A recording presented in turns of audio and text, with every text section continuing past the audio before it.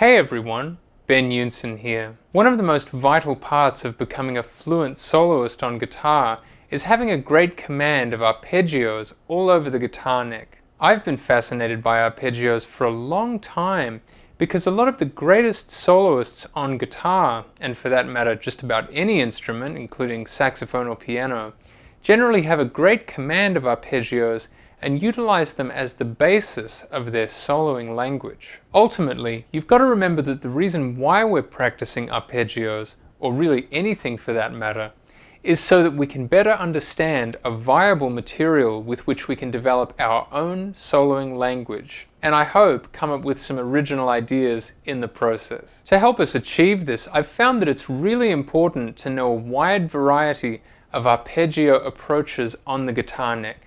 And to help us with this today, we're going to look at 5 arpeggio soloing approaches that I've found to be tremendously helpful, and I think that you might find to be helpful as well. You'll be able to find everything that we're looking at today, and a whole lot more, in 2 of my guitar masterclasses: How to Practice Volume 2, Arpeggios and What to Do with Them, and How to Practice Volume 3, Developing a Linear Language, both of which are available as part of my newly updated How to Practice bundle, only available at bensguitarclub.com, which now features an easily accessible online layout with over 120 video selections, detailed technical explanations, and finally tab and notation of everything you'll hear me playing. Also, if you haven't already, make sure to hit subscribe down below and click the bell for notifications so you don't miss any of my new videos.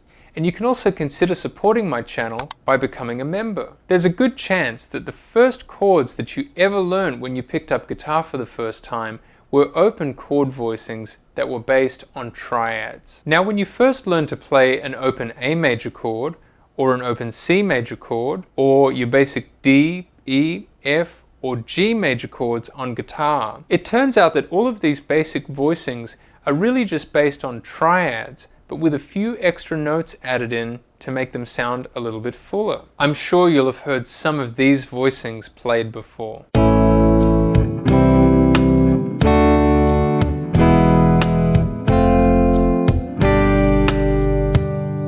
So let's start today by focusing on triads in 5 positions on the guitar neck, focusing in this instance on the G major triad. These 5 positions will generally be based on the caged positions which we discussed in my scale lesson, which you can check out just up here. Let's check out the triads.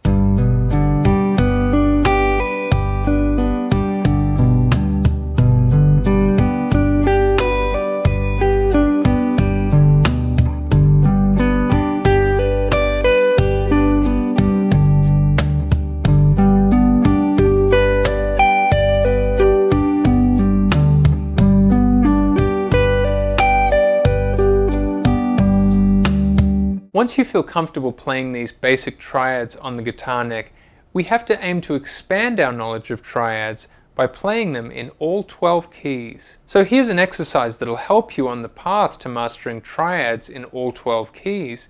This time we'll be starting from our root note F on the 1st fret of the low E string.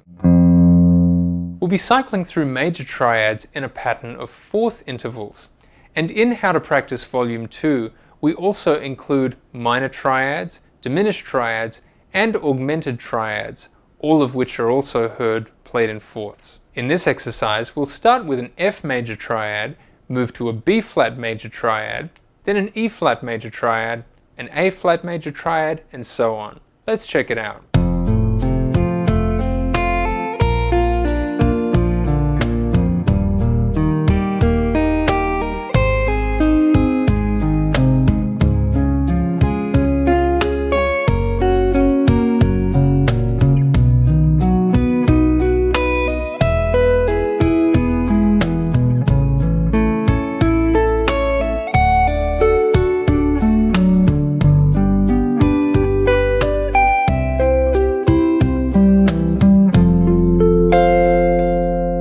Let's continue by moving beyond triad arpeggios, and this time begin to look at 7th chord arpeggios. Now, if a triad arpeggio has a total of 3 notes in it, A 7th chord arpeggio has a total of 4 notes in it. Now I'd like to discuss an approach to playing 7th chord arpeggios on the guitar neck that you may well have heard me talk about before, but I really can't stress enough just how important this approach is. We're going to look at something that I like to call two-string arpeggios. If a 7th chord arpeggio contains a total of 4 notes, then a G major 7 arpeggio would contain the notes G, B, D, and F sharp. We're going to play the first 2 notes, G and B, on the low E string, and it'll sound a bit like this.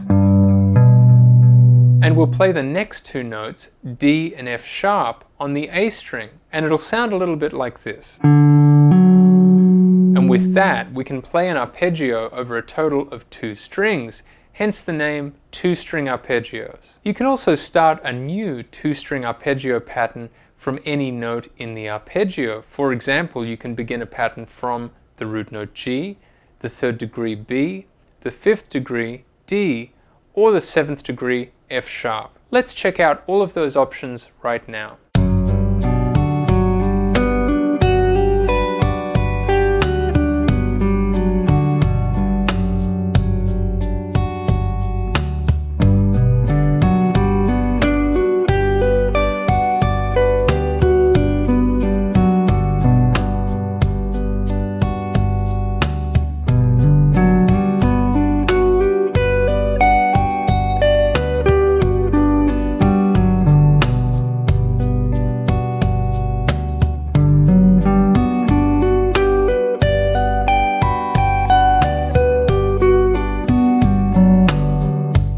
So far, we've looked at a lot of exercises to assist you in playing triad and 7th chord arpeggios on the guitar neck. But what we haven't discussed is how to actually apply these triad and 7th chord arpeggios over chord changes.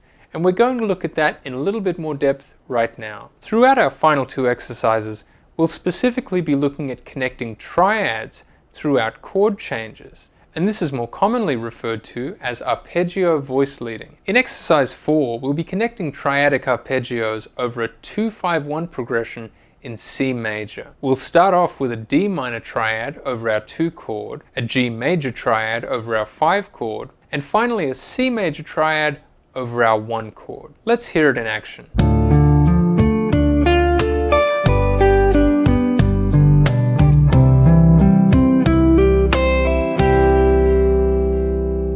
In our final exercise today, we're going to be taking the standard diatonic chord progression that you heard me soloing over at the beginning of this video and voice leading triadic arpeggios through these chord changes. The progression itself utilizes chords that occur diatonically within the key of B flat major, but the progression ultimately resolves to the relative minor of B flat major, G minor. You'll find this exercise in How to Practice Volume 3, where we also utilize this same chord progression to voice lead 7th chord arpeggios, connect scales, and ultimately go on a path to try and help you develop your own linear language on guitar. Throughout this particular exercise, we'll be connecting major, minor, and diminished triads throughout the chord changes of our progression. Let's check it out.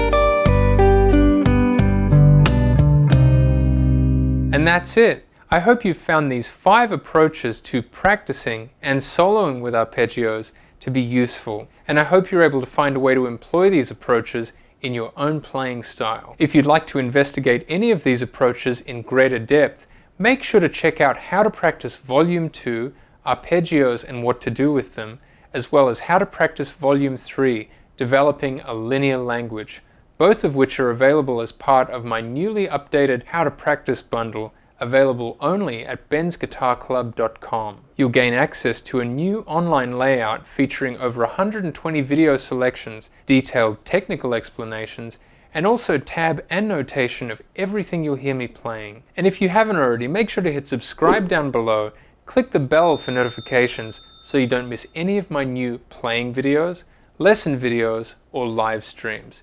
And you can consider supporting my channel by becoming a member. Remember to be creative with these arpeggios, and most importantly, have fun with them. I can't wait to hear what you do with them, and I'll see you next time. you.